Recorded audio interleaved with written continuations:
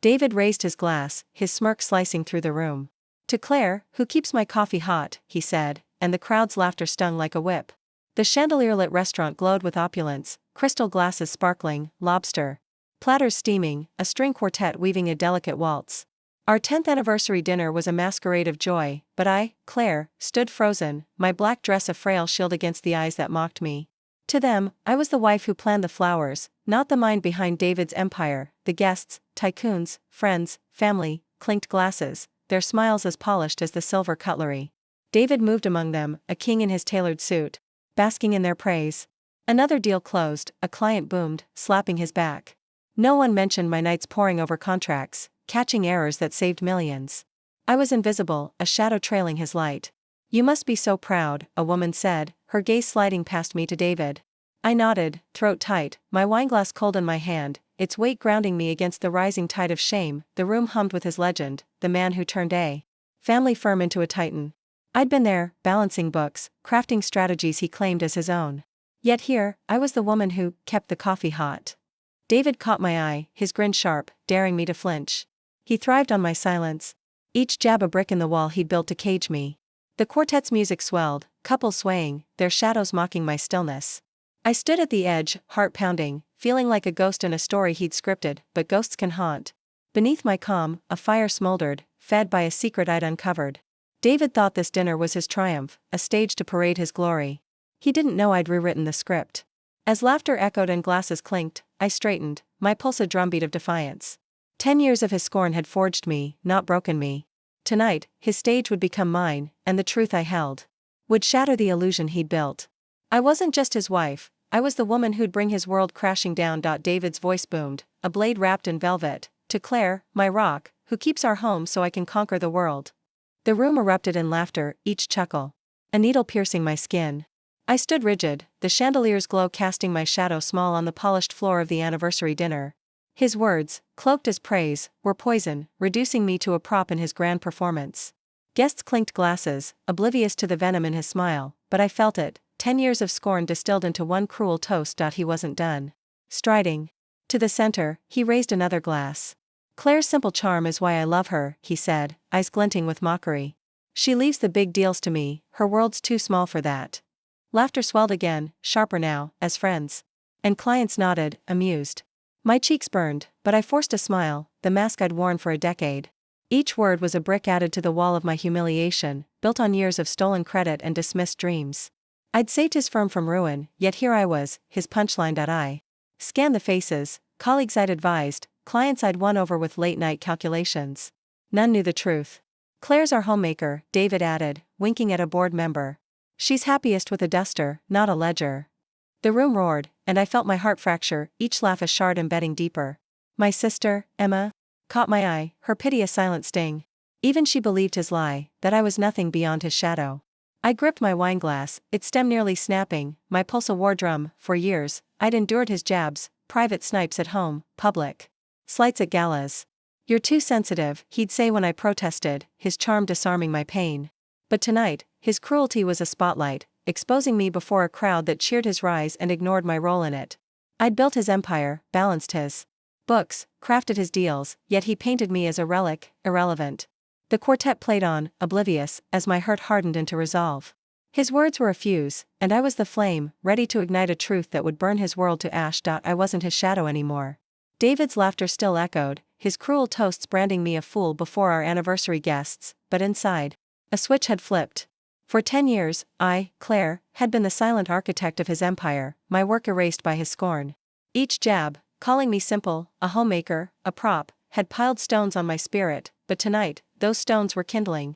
And I was ready to burn his lies to the ground. A decade ago, I'd vowed to love him, blind to the cost.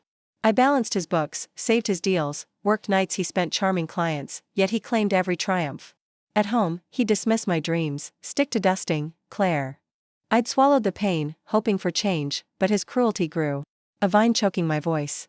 His gala taunts, his boardroom thefts of my ideas, his smug "you're nothing without me" carved scars I hid behind smiles. No more. His final toast, Claire's too small for my world, was the spark that lit my resolve. I stood among the glittering crowd, my wineglass a cold anchor, my heart a furnace. They saw his wife, but I was more, a woman who'd uncovered his darkest secret. Months ago, I'd found his hidden files, proof he'd stolen millions from the firm I'd built. I'd copied every email, every transaction, his voice sneering. She'll never know. He thought me naive, but I'd woven a net, ready to trap him before these witnesses. Tonight, his stage would become my gallows. I wasn't driven by hate. Hate would have kept me tethered to him. This was about truth, about reclaiming the Claire he'd buried. I'd let his mockery cage me too long, fearing I'd lose him if I fought back. But loss had already come, my voice, my worth, my dreams. Now, I'd lose only his chains. I glanced at him, laughing with a client, oblivious to the storm I'd unleash. His empire, his pride, his lies, they'd all fall when I revealed what he'd done. As the quartet played, I straightened, my pulse. A war cry. This dinner wasn't our celebration, it was my reckoning. I held a truth sharper than his words, a weapon forged in silence. David thought he'd scripted our story, with me as the docile wife. But I'd rewritten the ending. Soon, these guests would see not his glory, but his ruin, and I'd step from his shadow into my own light, ready to shatter his world with the secret I'd kept. 10 years ago, I, Claire, stood at the altar, vowing to love David through every storm. I didn't know then that the storm would be his relentless belittlement, eroding my spirit like waves against a cliff. He was charming, ambitious, the rising star of his family's investment firm. I was the quiet accountant, content to support his dreams. But dreams, I learned, can curdle into nightmares when gratitude turns to scorn. From our first year, David dismissed my work. I balanced the firm's books, caught errors that saved millions, and crafted strategies he later claimed as his own. At board meetings, I'd whisper corrections, only for him to parrot them, basking in applause while I sat silent. Claire's just good with numbers, he'd say, as if I were a calculator, not his partner. At home, it was worse. He'd mock my ideas, calling my market analysis cute, and laugh with friends about my housewife hobbies. Each jab stung, but I swallowed the pain, hoping love would soften him. It didn't. By year 5, his disdain was public. At a company gala, he toasted, to my wife, who keeps the coffee hot and the house clean. The crowd chuckled, I burned inside. I'd just saved a deal that earned him a promotion, yet he painted me as a servant. I confronted him later, voice shaking. Why humiliate me? His shrug was cold. You're too sensitive, Claire. It's just banter. Banter doesn't leave scars. Year after year, I built his empire while he chipped away at my worth. I worked late, fixing his mistakes, while he dined with clients, taking credit for my labor. You're lucky to have me, he'd say, as if I were a burden, not the backbone of his success. I clung to memories of our early love, but even those faded under his cruelty. By our 10th anniversary, I was a shadow, my silence a shield against his barbs. But shields can become swords, and I was sharpening mine, ready to strike back. 6 months ago, a late night changed everything. David had left his laptop open, a rare slip for a man who guarded his secrets like a vault. I was tidying his office, a habit he mocked as pointless fussing, when a file caught my eye, offshore_2024. Curiosity, not suspicion, led me to click. What I found was a labyrinth of transactions, millions siphoned from the company to hidden accounts. My heart pounded. This wasn't a mistake. David was stealing. I couldn't confront him. His charm had always twisted truth, and I'd lose the upper hand. Instead, I acted in shadow, like he'd taught me to live. I hired an IT specialist, a discreet woman named Tara, to crack the encrypted files. Each revelation was a blade, emails with a shady partner, coded as consulting fees, bank statements showing lavish purchases, yachts, villas, while he claimed we couldn't afford my dreams. One recorded call, intercepted by Tara's software, sealed it. Don't worry, David's voice sneered, Claire's too naive to notice. Naive? I'd balanced his books for a decade, caught errors he never saw. Now, I turned that skill against him. I copied every file, every email, every damning word, storing them on a hidden drive. Nights blurred as I pored over details, my anger hardening into resolve. David's betrayal wasn't just financial, it was personal. He'd built his empire on my labor, then buried me in scorn. You're nothing without me, he'd said once. Now, I'd prove him wrong. Each piece of evidence was a brick in my plan. I memorized dates, names, amounts, knowing one misstep could ruin me. David grew careless, leaving papers strewn, trusting my silence. But silence was my weapon. As our anniversary neared, I felt a cold clarity, like a storm gathering strength. David thought he controlled our story. He didn't know I was rewriting the ending, ready to shatter his world with the truth I'd unearthed. With David's secrets in my grasp, I moved like a chess player, each step calculated. I contacted Ellen, a sharp lawyer who'd once praised my financial acumen. In her office, I laid out the evidence, emails, bank records, David's voice boasting of his theft. "This is airtight," Ellen said, eyes gleaming. "But timing is everything." I agreed. The anniversary dinner, with its crowd of elites, would be my stage. Ellen drafted a plan to protect my assets and expose David legally. Next, I met Marcus, a loyal company shareholder, at a quiet cafe. I showed him key documents, watching his face harden. "David's been lying to us all," he growled. I secured his promise to act at the dinner, rallying other investors. Their outrage fueled me, but I stayed calm, a storm brewing beneath my surface. At home, I rehearsed my speech in the mirror, voice steady. "David, you built nothing." I did. Each word sharpened my resolve, like a blade honed for battle. David's arrogance blinded him. He left papers strewn, mocked me daily. "Planning the menu, Claire," he sneered, days before the dinner, oblivious to my hidden drive. I smiled, masking the fire within. Meanwhile, I transferred my savings to a secret account, untouchable by David's grasp. I consulted a realtor about a new apartment, envisioning a life free of his shadow. Every move was deliberate, a thread in the web I wove. Nights were sleepless, my mind racing with contingencies. What if David deflected? What if the crowd sided with him? I countered each fear with evidence, my shield against his lies. The dinner loomed, a ticking clock. I ironed my dress, black and sleek, a symbol of my rebirth. David thought he'd scripted our story, with me as the docile wife. But I was rewriting the final act, ready to unveil his betrayal before the world. He'd stolen from me. The chandelier's glow bathed the anniversary dinner in false warmth, but my blood ran cold as David raised his glass. "To Claire," he drawled, "my simple wife who leaves the real work to me." Laughter rippled through the crowd, each chuckle a dagger. I gripped my wineglass, heart hammering, knowing the moment I'd planned for months had arrived. His smirk, so smug, fueled my resolve. I stood, legs steady despite the storm within. "I'd like to say something," I said, voice cutting through the din. Eyes turned, curious, as I signaled the waiter to lower the screen.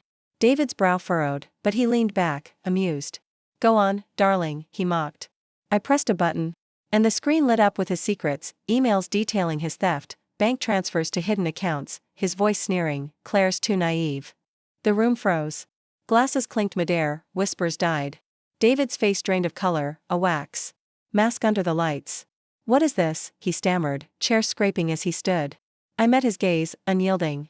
"This is the truth, David. I built your empire while you stole from it." I played the recording, his words echoing, "She'll never know." Gasps erupted. Shareholders glared, their trust in him crumbling. Marcus, the shareholder I'd briefed, stood. "This demands an emergency board meeting," he declared, voice icy. Guests murmured, some turning away from David in disgust. His charm, his armor, shattered like glass. "Claire, you're lying," he roared, but the evidence was undeniable. I stepped forward, calm as a blade. "You called me simple, David. But I've been running your world, and now I'm tearing it down." As I walked away, the room buzzed with shock. David's pleas faded behind me, drowned by the weight of his lies. I didn't look back. The empire he'd claimed was his was now a ruin, and I'd lit the match. For the first time in a decade, I felt not his shadow, but my own strength, blazing brighter than the chandeliers above. The night of our anniversary marked David's fall, a plunge so swift it echoed through the city. By morning, the board convened, their verdict brutal. David was ousted, stripped of his title as CEO. Marcus, the shareholder I'd trusted, led the charge, presenting my evidence to a stunned panel. The company, his crown jewel, was now a noose. Investors fled, pulling funds like rats from a sinking ship. Within days, the firm teetered on bankruptcy, its stock plummeting as headlines screamed, "Executive caught in embezzlement scandal." David's empire wasn't the only casualty. His reputation, polished over years, crumbled like ash. Clients who once fawned over him canceled contracts. Colleagues who'd laughed at his jabs about me now shunned him, their loyalty as fleeting as his charm. At a charity gala he'd once headlined, I heard he was turned away at the door, his name poison. Social media buzzed with scorn, old photos of his lavish life mocked as stolen wealth. Friends, or rather sycophants, vanished. His phone, once ringing with flattery, fell silent. He came to me a week later, a shadow of the man who'd mocked me. Outside my new office, he stood, disheveled, eyes hollow. "Claire, please," he begged, voice cracking. "Tell them it's a mistake. I'll lose everything." I looked at him, the man who'd called me simple, who'd built his throne on my labor. "You already have," I said, closing the door. His pleas faded, drowned by the hum of my work. I felt no pity, only the cold weight of justice. The legal fallout sealed his ruin. Prosecutors filed charges: embezzlement, fraud, tax evasion. His offshore accounts, once his pride, were seized. The yacht he'd boasted about was auctioned to pay debts. His penthouse, a symbol of his greed, faced foreclosure. Neighbors whispered as movers carted away his belongings, his life reduced to boxes on a curb. David, the untouchable, was now a cautionary tale, his name synonymous with betrayal. I didn't gloat. I didn't need to. The world he'd crafted, the one where I was nothing, had collapsed under the truth I'd wielded. Every loss he suffered was a mirror, reflecting the pain he'd inflicted on me for a decade. As I watched his downfall from afar, I stood taller, knowing I'd not just survived him, but ensured he'd never rise again. David's downfall was my dawn. With his empire in ruins, I claimed my share of the company's assets, a legal victory. Ellen, my lawyer, secured with precision. Those funds seeded my new venture, a financial consulting firm bearing my name. Within months, clients flocked, former colleagues, wronged by David, trusted my expertise. My office, a sleek space overlooking the city, hummed with purpose. Each signed contract, each handshake, was a brick in the life I'd built, free from his shadow. I moved into a sunlit apartment, its walls bare but brimming with possibility. Mornings began with coffee on the balcony, the city's pulse sinking with my own. No longer did I wake to David's sneers or the weight of his lies. I chose my clothes, bold colors, sharp cuts, reflecting the woman I'd rediscovered. Nights, once spent fixing his mistakes, were now mine. I read novels, joined a book club, laughed with new friends who saw me, not his wife. Freedom wasn't just personal, it was a mission. I started workshops for women, teaching financial independence to those trapped by men like David. In their eyes, hesitant, then hopeful, I saw my old self, the Claire who'd endured a decade of scorn. One woman, Sarah, clutched my hand after a session. "You gave me courage," she whispered, her savings now safe from her controlling husband. Her words lit a fire in me, brighter than any victory over David. I didn't erase the past. Scars from his words lingered, but they no longer defined me. I kept a photo from our wedding, not for nostalgia, but as a reminder, I'd survived. David sent letters, pleading for reconciliation, but I burned them unopened. He was a ghost, irrelevant to the life I'd forged. My firm grew, earning accolades in industry journals. A profile called me the architect of her own empire, a title I wore with pride. I found peace in small moments, a sunrise jog, a client's grateful call, a quiet evening sketching dreams for my next venture. I wasn't just free, I was whole. For a decade, I'd been David's silent partner, his unseen strength. Now, I stood in my own light, unapologetic. My heart, once bruised, beat strong, not with hate, but with purpose. I'd torn down his world, not to destroy, but to build mine, a life where I answered only to myself. As David's world crumbled, I stood on the balcony of my new apartment, the city's lights a canvas of possibility below. Reflecting on the past, I saw my decade of silence not as weakness, but as a crucible forging my strength. Exposing David wasn't just about justice, it was about reclaiming my voice. I'd learned that truth, though painful, is a blade that cuts through lies to free the soul. "You're nothing without me," David once said. Now, I knew my worth didn't hinge on his approval, or anyone's. The scars of his mockery lingered, but they no longer bled. Each step, from enduring his scorn to unveiling his theft, taught me that hiding my light only dimmed my spirit. Like a river breaking a dam, I'd surged past his constraints, not to destroy, but to rebuild. My workshops for women grew, each session a ripple of change. I saw myself in their stories, women silenced by men who underestimated them. Helping them find their strength became my purpose, a legacy brighter than any revenge. I didn't hate David. Hate would have chained me to him still. Instead, I felt a quiet clarity, like the calm after a storm. His letters piled up, unopened. His apologies irrelevant. I'd spent years craving his validation, but freedom tasted sweeter. My firm thrived, its name in industry journals, but success wasn't the prize. It was the peace of living authentically, of knowing I'd chosen truth over comfort. Looking forward, I plan to expand my work, launching a nonprofit to fund financial literacy for women in need. I envisioned mentoring young entrepreneurs, sharing the lessons of my journey, that self-worth is not a gift others bestow, but a fire you stoke within. I kept a journal now, scribbling dreams and reflections, each page a step away from the Claire who'd cowered. One entry read, "Justice isn't vengeance, it's standing tall when they expect you to kneel." As I watched the sunrise paint the skyline gold, I felt no regret. David's ruin was his own making, my rise was mine. I'd torn down his lies not to gloat, but to clear space for my truth. The future stretched before me, not a path dictated by others, but one I'd carve myself. I was Claire, not his wife, not his shadow, but a woman who'd learned that the greatest victory is living unbound, with a heart fierce and free.